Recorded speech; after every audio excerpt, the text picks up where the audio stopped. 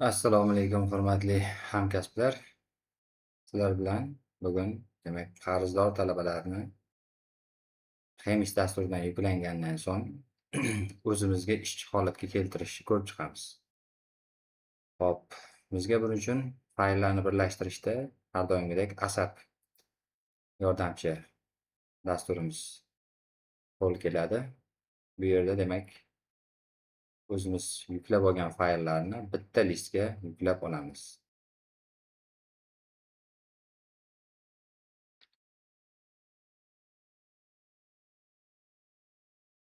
Hop.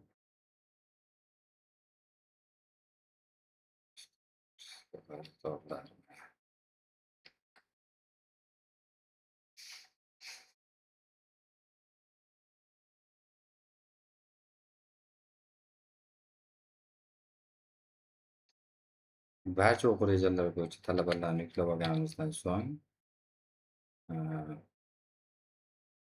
demak, birinchi listni o'z o'z holicha qoldiramiz. Ikkinchi listga olib, ikkinchi listda ishlaymiz. Nimaga? Chunki, qanaqadir xatoliklarga yo'l qo'yib qo'yadigan bo'lsak, shunda yana qaytadan qidirib yurmaymiz. Hop, keyin bizga har bitta faylimizni shapkalari ham qo'shib shapkalarni o'chirib tashlaymiz. Shapkalarni o'chirib tashlaganimizdan so'ng talabalarni ism-familiya bo'yicha saralab olamiz. Nimaga? Chunki ayrim talabalar ikkita yo'nalish ichida ham yotgan bo'lishi mumkin. Birinchi kursda boshqa yo'nalishda o'qib, keyin boshqa yo'nalishda o'qigan bo'lsa, ular o'sha joydan chiqib kelishi mumkin. Ularni demak ism, familiya bo'yicha saralab olganimizdan so'ng, semestrimizdan ikkita alohida yaratib olamiz. Menda Makros avvalgi videolarimda qo'yganman, buni kodini ham tashlab qo'yganman. Qarzdorlarni hisoblash bo'yicha mana shu Makros bor. Bu yerda Makrosimiz talabalarni umumlab berib, ustun ro'parasini raqamlab beradi va mana shu talabada nechta fandan qarzdor ekanligi ko'rsatib beriladi. Makros bo'yicha bularni saralab olganimizdan so'ng, demak,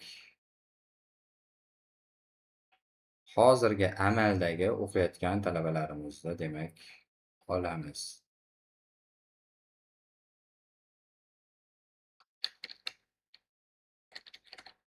Menda bugungi kunda 320 ta talabam tahsil olmoqda. Menga mana shu 320 ta talaba bo'yicha qarzdorliklar kerak bo'ladi. Endi yana ASAP degan utilitiga murojaat qilgan holda, alohida birinchi o'rinda условный formatirование yordamida takrorlanuvchi ism-familiyalarni belgilab olamiz. Mana takrorlanuvchi ism-familiyalarni belgilab oldik.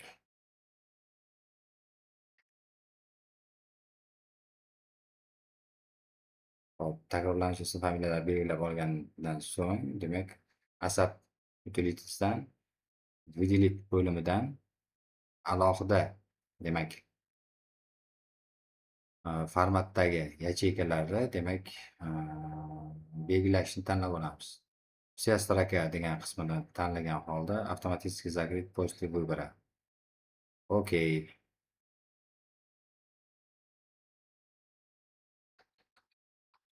Mana sizlar bilan bizga takrorlanuvchi satrlarimizni belgilab berdi. Mana shu qismlari o'zini kopировать qilgan holda keyingi listimizga tashlab olamiz. Mana bizga kerakli bo'lgan satrlarni belgilab berdi.